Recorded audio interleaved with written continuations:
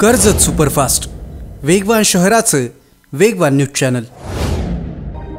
आमदार महेंद्र थोरवे यांचा दुसऱ्यांदा विजय झाला आणि मतदारसंघात विकासाची दुसरी पर्वणी सुरू झाली। फक्त रस्ते आणि गटारे बांधून विकास होत नाही, तर जिथून देशाचा पाया रचला जातो त्या शाळेची सुद्धा तितकीच गरज विकासासाठी असते। शाळेत घडणारी मुलं म्हणजे देशाचा आधारस्तंभ आणि देशाचं उद्याचं भविष्य। म्हणूनच विद्यार्थ्यांसाठी सुसज्ज शाळा असाव्यात असा संकल्प करून आमदार महेंद्र थोरवे यांनी अनेक शाळांसाठी निधी उपलब्ध केला। नेरळमधल्या ममदापूर इथली उर्दू शाळा, अंदाजे शेकडो वर्ष जुनी असलेली ही शाळा अनेक नेत्यांच्या कारकिर्दीत मोडकी तोडकी होऊन पडली होती। विद्यार्थ्यांची वाढती संख्या असूनही सुविधा नसल्यानं अनेक विद्यार्थ्यांनी या शाळेकडे पाठ फिरवली।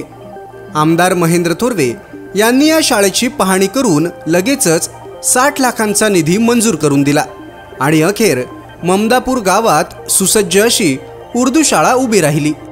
ज्याप्रमाणे आपण मंदिर आणि मशिदीचं पावित्र्य राखतो, त्याचप्रमाणे या शाळेचं सुद्धा पावित्र्य प्रत्येकानं राखलं पाहिजे। या शाळेतूनच उद्याचे नागरिक म्हणजेच उद्याचं उज्ज्वल भविष्य घडणार आहे असं म्हणत आमदार महेंद्र थोरवे यांनी मतदारसंघात विकासाची गंगा अविरत सुरू राहील असा विश्वास दिला। आमदार महेंद्र थोरवे यांनी संपूर्ण शाळेची पाहणी करून विद्यार्थ्यांशी संवाद साधला।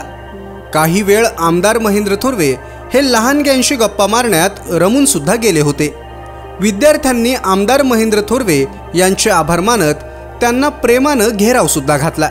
मुस्लिम पर्सनल लॉ बोर्डाचे मेंबर मौलाना सज्जाद नोमानी हे विशेष करून आमदार महेंद्र थोरवे यांच्या समवेत या उद्घाटन प्रसंगी उपस्थित होते।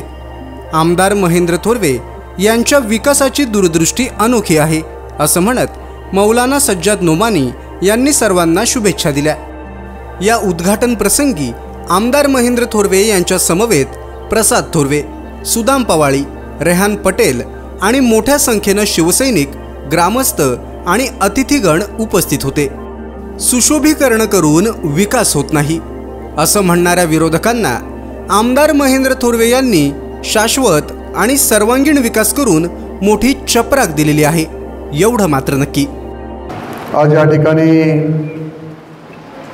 ममदापूर उर्दू शाळेचं लोकार्पण सोहळा या ठिकाणी संपन्न होत असताना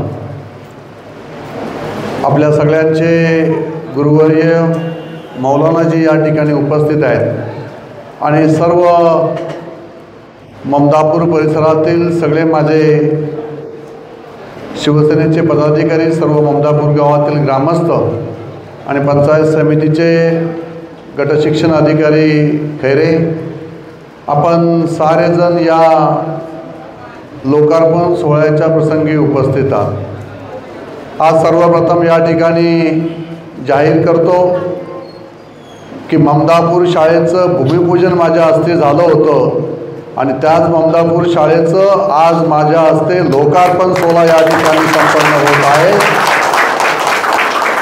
जो शब्द मी याच ठिकाणी याच ग्रामस्थांना, याच माझ्या मुस्लिम बांधवांना या ठिकाणी दिलेला होता की ममदापूरची उर्दू शाळा ही जवळजवळ 100 वर्ष ही जुनी शाळा या ठिकाणी होती। 100 वर्ष अनेक राजकीय नेते या परिसरामध्ये होऊन गेले, परंतु कोणीही ममदापूरची उर्दू शाळेला निधी उपलब्ध करून दिलेला नव्हता। या मतदारसंघाचा आमदार मागच्या 5 वर्षापूर्वी ममदापूरच्या आणि समस्त कर्जतकरांनी मला या ठिकाणी या मतदारसंघाचा आमदार केला आणि अनेक विकासात्मक कामे करत असताना मी कोणत्याही जाती धर्माचा भेदभाव न करता सर्व धर्म समभाव ही संकल्पना आम्ही साऱ्यांनी या ठिकाणी बाळगली आणि ती संकल्पना घेऊन काम करत असताना ममदापूरच्या उर्दू शाळेला जो लागलेला निधी, तो सगळा निधी आपण या ठिकाणी उपलब्ध करून दिला आणि आज ही सुंदर अशी वास्तू या ठिकाणी उभी राहिलेली आहे।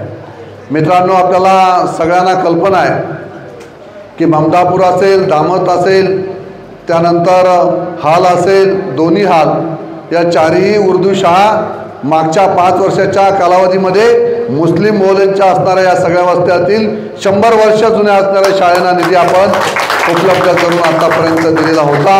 आणि म्हणून मागच्या 5 वर्षामध्ये मला या मतदारसंघाचा आमदार केलात, पण यावेळेसुद्धा तुम्ही सगळ्यांनी पुन्हा एकदा एकत्रपणे येऊन या मतदारसंघाचा आमदार करण्यासाठी माझ्या सहकार्याने सगळ्यांनी खारीचा वाटा या ठिकाणी उचलला, त्याबद्दल ममदापूरकरांचं मनापासून या ठिकाणी आभारसुद्धा मी व्यक्त करतो।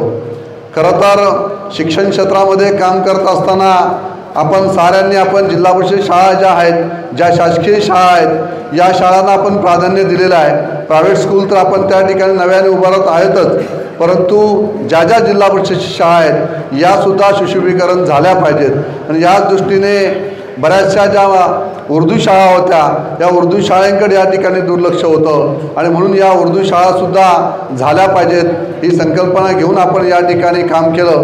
आणि आज ही ममदापूरची उर्दू शाळा या ठिकाणी सुंदर अशी वास्तू या ठिकाणी उभी राहिलेली आहे। मी मनापासून या ठिकाणी सगळ्या माझ्या सहकाऱ्यांचं या ठिकाणी मनापासून कौतुक करतो की आपण साऱ्यांनी सातत्याने पाठपुरावा करत आले, सातत्याने ही शाळा झाली पाहिजे यासाठी ठिकाणी रेहान माझा सहकारी आहे, या सगळ्यांनी रेहानपासून सगळ्यांनी या ठिकाणी सहकार्य केलं। आणि आपण जुबेरभाई तुम्ही सगळ्यांचंच योगदान या ठिकाणी आहे, प्रत्येकाचं नाव घेतलं पाहिजे असं काम आपण साऱ्यांनी या ठिकाणी ममदापूरकरांनी केलेलं आहे। रोशन शिंगे असेल, माझे सगळे सहकारी या ठिकाणी जे आहेत या सगळ्यांचं योगदान आपल्याबरोबर आहे। अयूबभाई आमचे या ठिकाणी सातत्याने नेहमी सांगायचे की आमच्या मुस्लिम मोहल्ल्यातली या शाळा आहेत त्या झाल्या पाहिजेत।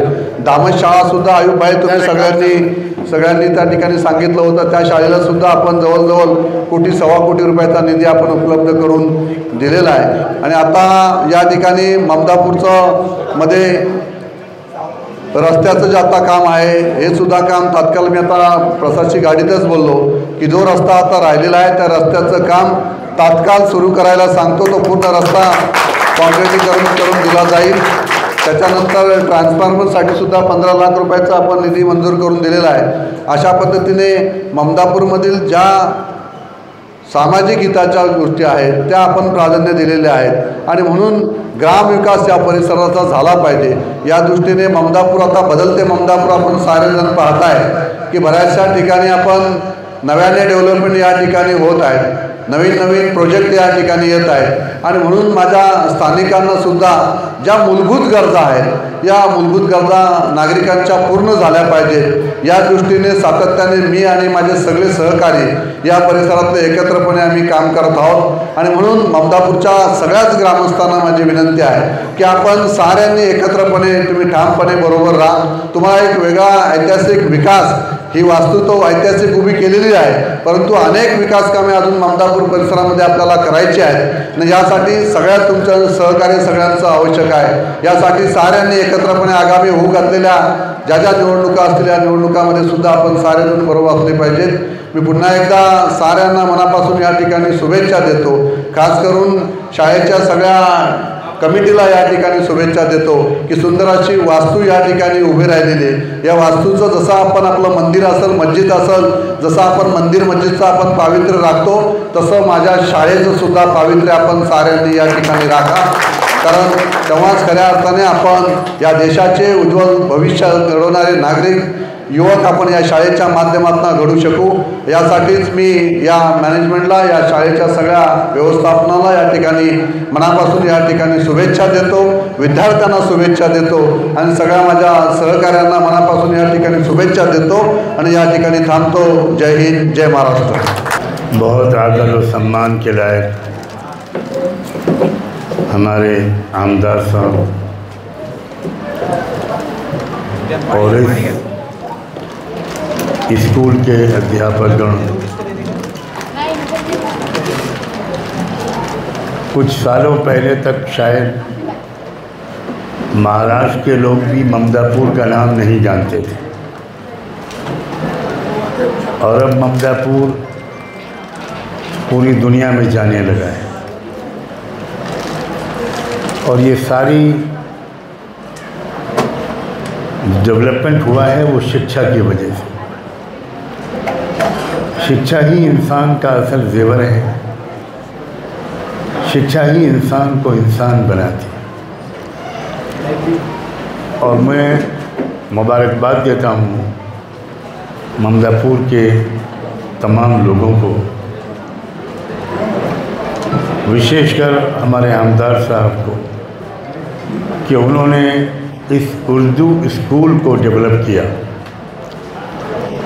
मुझे बहुत डिटेल में यहाँ के लोगों ने आकर बताया कि कितना आपने इस पर तवज्जो की, कितना ध्यान दिया, इस स्कूल पर को कहाँ से कहाँ आपने पहुँचाया। हमारे देश की यही विशेषता है। उर्दू भाषा भारत की ज़बान है। हमारे बड़े बड़े लीडर नॉन मुस्लिम वो उर्दू के बड़े बड़े कवि गुजरे हैं, बहुत बड़े बड़े राइटर गुजरे हैं। अटल बिहारी वाजपेयी जी लखनऊ से इलेक्शन लड़ते थे और मेरा उनसे बहुत करीबी ताल्लुक़ था। तो वो बहुत अच्छी उर्दू बोलते थे, बल्कि वो कहते थे कि मुझे राजनीति में आने के बाद हिंदी सीखनी पड़ी, हिंदी बोलने की आदत डालनी पड़ी, क्योंकि उनके जो बचपन के गुरु थे वो एक मुस्लिम थे और उर्दू के कवि थे। पंडित शंकर दयाल शर्मा जी हमारे देश के राष्ट्रपति, बहुत बड़े उर्दू के ज्ञानी थे। पंडित जवाहरलाल नेहरू की उर्दू की हैंड राइटिंग और उर्दू का उनका लिटरेसी का स्टैंडर्ड बहुत ऊंचा था। तो हमारे देश की जो शान है पूरी दुनिया में, वो इसी से आगे बढ़ेगी कि कितनी भाषाएं भारत में बोली जाती हैं। दुनिया के किसी देश में इतनी भाषाएं नहीं बोली जाती, इतने धर्म के पालन करने वाले नहीं रहते। और अगर ऐसे लीडर मिले, जैसा कि मैंने अभी आमदार साहब की स्पीच से थोड़ा बहुत जो समझा, तो किस तरह वो मेल मिलाप पैदा करने की, शांति पैदा करने की, आपस में विश्वास बढ़ाने की, और सब की जो वैल्यूज़ हैं उनके मुताबिक उनके बच्चों को शिक्षा का प्रबंध कराने की जो ये कोशिश कर रहे हैं, मैं इनका धन्यवाद भी करता हूँ, उनका शुक्रिया भी अदा करता हूँ, इनको मुबारकबाद भी देता हूँ। और मैंने अभी आमदार साहब से ये रिक्वेस्ट की है कि वो कभी हमारे इस इंस्टीट्यूशन में भी आए और आकर देखें कि हमने शिक्षा को क्या डायरेक्शन देने की कोशिश की है। आखिरी बात ये कि हमारे देश में और पूरे विश्व में एक बड़ा मसला है कि जो विज्ञान की और साइंस की एजुकेशन है वो अलग हो गई है, और धार्मिक या मॉरल वैल्यूज़ की जो शिक्षा है, स्पिरिचुअल वैल्यूज़ की जो शिक्षा है, आध्यात्मिक शिक्षा है, वो अलग हो गई। इसकी वजह से ऐसा परफेक्ट ह्यूमन बीइंग, एक अच्छा मानव हम तैयार करने में ज़रूरत, देश की ज़रूरत के मुताबिक कामयाब नहीं हो रहे। मॉरल वैल्यूज़, आध्यात्मिक जो मूल्य हैं, उनके साथ ही साथ मॉडर्न एजुकेशन, ये दोनों चीज़ें जब साथ में इकट्ठा होंगी तो एक परफेक्ट मानव बनेगा, जिसकी हमारे देश को और पूरे विश्व को बहुत सख्त ज़रूरत है।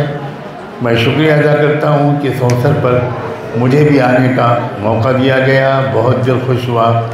बहुत बहुत मुबारक हो, तरक्कियाँ करें, आगे बढ़ें और ये धीरे धीरे मॉडल इंस्टीट्यूशन बन जाए। आमदार साहब, आपका कैरियर बहुत लंबा है, यहाँ के लोगों को आपसे बहुत उम्मीदें हैं और हम चाहेंगे कि आप बॉम्बे से आगे बढ़कर दिल्ली भी जाएं ताकि भारत तरक्की। तालुक्यातल्या घडामोडींचे अपडेट सर्वात आधी मिळवा कर्जत सुपरफास्ट चॅनलला सबस्क्राईब करायला विसरू नका.